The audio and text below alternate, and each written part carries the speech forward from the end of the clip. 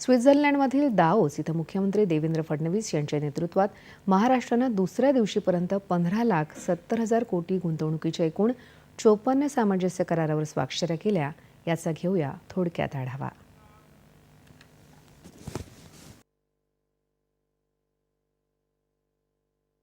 जागतिक आर्थिक मंचामध्ये दुसऱ्या दिवशीच्या सामंजस्य करारांपैकी सर्वात मोठ्या गुंतवणुकीचा करार हा रिलायन्स समूहाचा असून पेट्रोकेमिकल्स, पॉलिस्टर, नवीकरणीय ऊर्जा, जैव ऊर्जा, हरित हायड्रोजन, ग्रीन केमिकल्स, औद्योगिक क्षेत्र विकास, किरकोळ क्षेत्र, डेटा सेंटर्स, टेलिकम्युनिकेशन्स, आदरातिथ्य आणि बांधकाम या क्षेत्रात रिलायन्स 3,05,000 कोटी इतकी गुंतवणूक करणार आहे. यातील बहुसंख्य गुंतवणूक ही सेवा क्षेत्रात होणार असल्यानं सुमारे 3 लाख रोजगार निर्मिती यातून होईल, असं मुख्यमंत्री देवेंद्र फडणवीस यांनी सांगितलं. पंतप्रधान नरेंद्र मोदी यांच्या नेतृत्वात नवभारताच्या निर्मितीत योगदान देणारा हा करार आहे. महाराष्ट्र $1 ट्रिलियन अर्थव्यवस्थेचं पहिलं राज्य बनवावं हे मुख्यमंत्री देवेंद्र फडणवीस यांचं स्वप्न आहे. त्या दृष्टीनं आम्हीही गुंतवणूक करणार आहोत, असं रिलायन्स समूहाचे अनंत अंबानी यांनी यावेळी सांगितलं.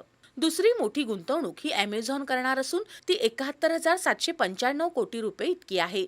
MMR क्षेत्रात डेटा सेंटर्सच्या माध्यमातून या गुंतवणुकीतून 83,100 इतके रोजगार निर्माण होणार आहेत. गेल्या 2 दिवसात जे सामंजस्य करार झाले त्यातून राज्याच्या सर्व भागात गुंतवणूक होत असून समतोल विकासाचा उद्देश यातून साध्य होणार आहे.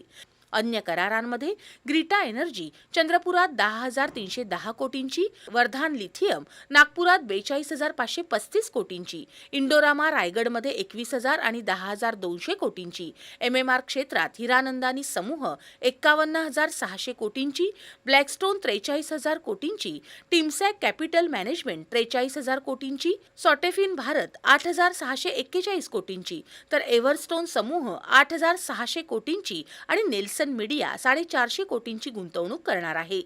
सिलॉन ब्युरेज अहिल्यानगरमध्ये 1,039 कोटींची, तर तळेगावमध्ये लार्सन अँड टुब्रो 10,000 कोटींची गुंतवणूक करणार आहे.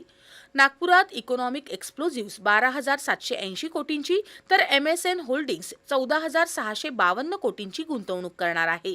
प्रियम सोल्युशन्स जालन्यामध्ये गुंतवणूक करणार आहे, तर विदर्भ, मराठवाडा आणि उत्तर महाराष्ट्रात renaissance solar and electronic materials 500 कोटींची गुंतवणूक करणार आहे. हेझोरो इंडस्ट्री बुटीबोरीमध्ये आणि टॉरल इंडिया अहिल्यानगरमध्ये गुंतवणूक करणार आहे.